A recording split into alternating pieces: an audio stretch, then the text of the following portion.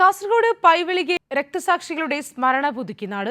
പൈവിളികയിൽ അനുസ്മരണ സമ്മേളനവും പ്രകടനവും നടന്നു. രക്തസാക്ഷി സ്മാരക ഓഫീസ് CPM ജില്ലാ സെക്രട്ടറി M രാജഗോപാലൻ ഉദ്ഘാടനം ചെയ്തു.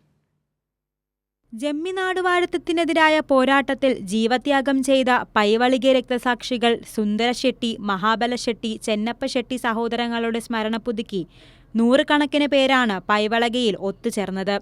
67ാം രക്തസാക്ഷി ദിനാചരണത്തിന്റെ ഭാഗമായുള്ള അനുസ്മരണ സമ്മേളനം CPIM സംസ്ഥാന സെക്രട്ടേറിയറ്റ് അംഗം MV ജയരാജൻ ഉദ്ഘാടനം ചെയ്തു.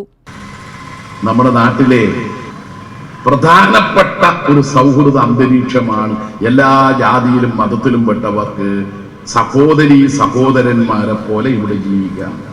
പൈവളിക്ക അങ്ങനെയൊരു നാടാണ്, മതസൗഹാർദ്ദത്തിന്റെ നാടാണ്.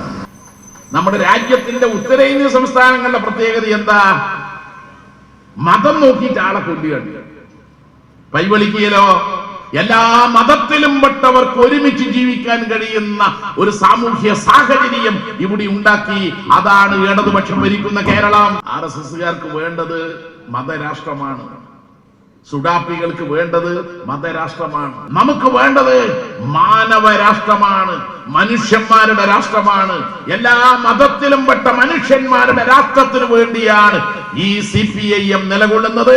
പൈവളിക്ക് രക്തസാക്ഷികൾ ജീവത്യാഗം നൽകിയത്, അല്ലാതെ ഏതെങ്കിലും ഒരു മതത്തിന്റെ രാഷ്ട്രം ഉണ്ടാക്കാനല്ല. CPIM Manjeshwaram area secretary VV Rameshan അധ്യക്ഷനായി.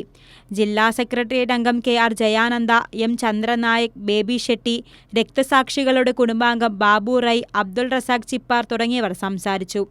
കായാർകട്ടയിൽ നിന്ന് ആരംഭിച്ച പ്രകടനം പൈവിളകയിൽ സമാപിച്ചു. തിങ്കളാഴ്ച രാവിലെ ബോളംകളിയിലെ രക്തസാക്ഷി സ്മൃതി മണ്ഡപത്തിൽ K നാരായണ ഷെട്ടി പതാക ഉയർത്തി. രക്തസാക്ഷി സ്മാരക ഓഫീസ് CPIM ജില്ലാ സെക്രട്ടറി M രാജഗോപാലൻ ഉദ്ഘാടനം ചെയ്തു. ജില്ലാ സെക്രട്ടേറിയറ്റ് അംഗം KR ജയാനന്ദ രക്തസാക്ഷികളുടെ ഫോട്ടോ അനാച്ഛാദനം ചെയ്തു. മുതിർന്ന നേതാക്കളെ ആദരിച്ചു. കൈരളി ന്യൂസ്, കാസർഗോഡ്.